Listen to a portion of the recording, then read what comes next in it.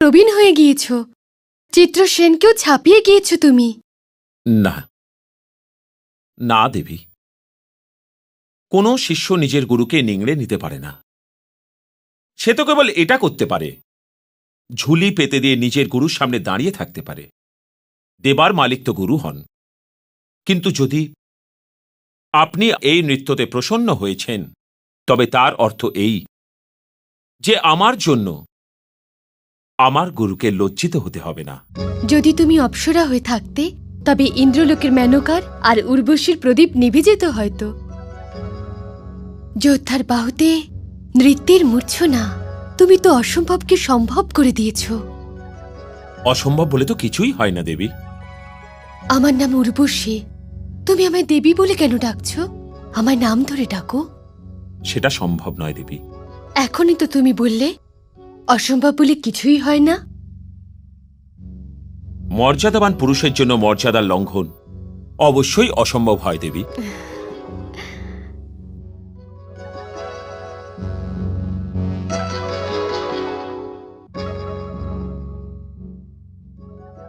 কখনো মন চঞ্চল হয় তোমার? মন তো চঞ্চল হবার জন্যই হয়। আমরা দীপলোকবাসী, এর কোনো অনুভূতি নেই। মনের চঞ্চলতার উপায় কি হয় কুন্তিপুত্র অর্জুন? চঞ্চল হবার অর্থ এই যে মনের অবস্থা ঠিক নেই। অবস্থাকে ঠিক করাই এর উপায়।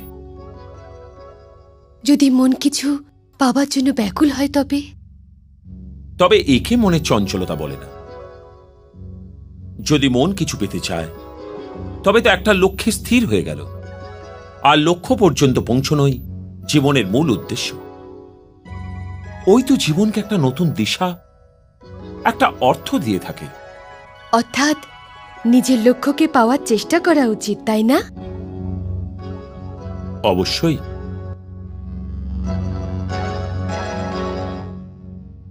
দেবী,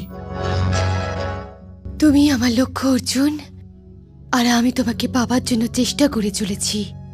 না, এ তো সম্ভবই নয়। কখনো তুমি এটা বলো অসম্ভব বলে কিছু হয়ই না, আর কখনো এটা বলো যে এটা সম্ভব নয়, ওটা সম্ভব নয়। আমি কি সুন্দর নই? সুন্দর। আপনার সৌন্দর্য তো সেই সৌন্দর্য যা ঋষিদের তপস্যা ভঙ্গ করে দেয়। তবে এই সৌন্দর্য তোমায় কেন আকর্ষণ করছে না?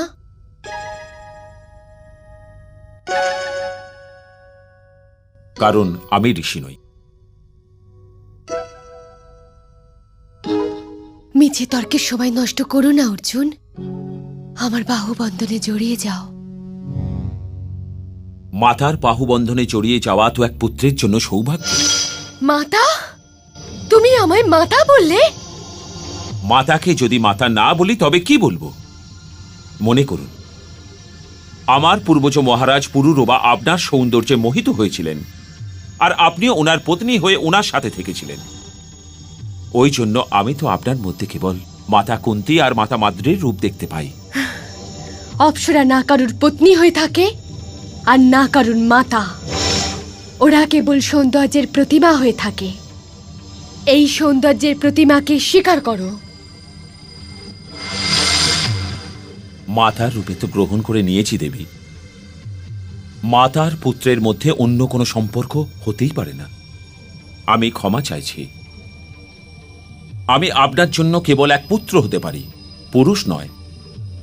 পুত্র সর্বদাই, পুরুষ কখনো নয় দেবী, কখনো নয়। তাহলে আমি তোমায় অভিশাপ দিচ্ছি, তুমি সর্বদাই পুত্র হয়েই থাকো, পুরুষ কখনোই নয়। আজ থেকে এক নপুংসকের জীবন যাপন করবে।